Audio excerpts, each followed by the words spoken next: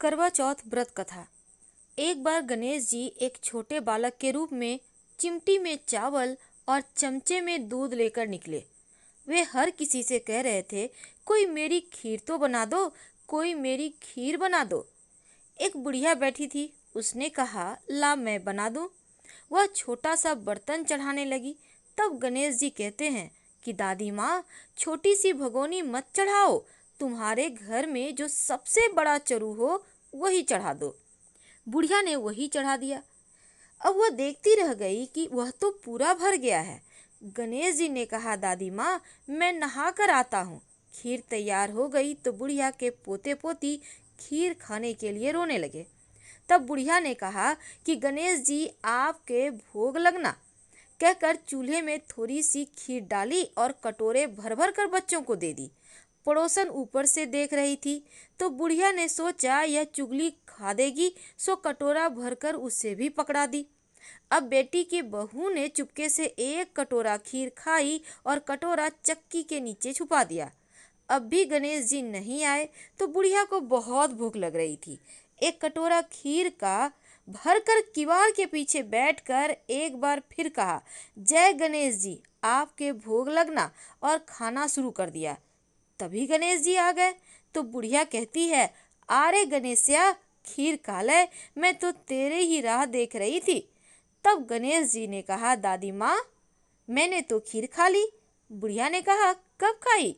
गणेश जी ने कहा, जब तेरे पोते पोती ने खाई तब खाई, जब तेरी पड़ोसन ने खाई तब खाई, जब तेरी बहू ने खाई तब खाई, और जब तूने खाई तो पेट पूरा ही भर गया। बुढ़िया ने कहा, बेटा, और सारी बात तो सच है, पर बहू बिचारी का तो नाम मत लेवो, वो तो सुबह से काम में लग रही है, उसने खीर कब खाई भला? तब गणेश जी कहते हैं, चाकी के नीचे देख, जूठा कटोरा पड़ा है, तूने तो मेरे को भोग लगाया, वो तो वैसे ही खा गई। बुढ़िया ने कहा, बेटा, घर की बात है, घर में ही रहने दो। अब बताओ कि बची हुई खीर जो है उसका क्या करूं? तब गणेश जी कहते हैं, नगरी में जिमा दे। लोगों को न्योता दिया तो सब लोग हंसने लगे और बोले, कल तक तो खाने का पता नहीं था, आज नगरी जिमाएगी। फिर भी लोग आए और ठाठ से जिमे। नगरी जिमा दी, तब भी चरू पूरा ही भरा था।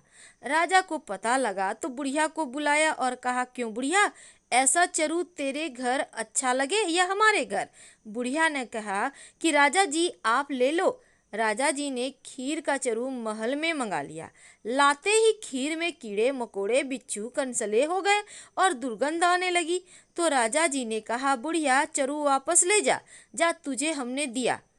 बुढ़िया ने कहा, राजा जी आप देते तो पहले भी कभी देते थे, पर चरा तो मेरे गणेश जी ने दिया है। बुढ़िया ने चरा वापस लिया, लेते ही सुगंधित खीर हो गई।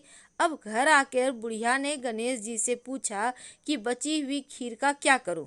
तब गणेश जी ने कहा, झोपड़ी के कोने में गड्ढा खोद कर गाड़ दे, और उसी जगह सुबह उठकर वापस खोदेगी तो धन के दो चरे मिलेंगे। ऐसा कहकर गणेश जी अंतर्ध्यान हो गए और जाते समय झोपड़ी के लात मारते गए तो झोपड़ी के स्थान पर महल हो गया। अब सुबह बहू ने फावड़ा लेकर पूरे घर को खोद दिया तो कुछ भी नहीं मिला। तो बहू ने कहा, सासू जी, थारो गणेश जी तो झूठो है।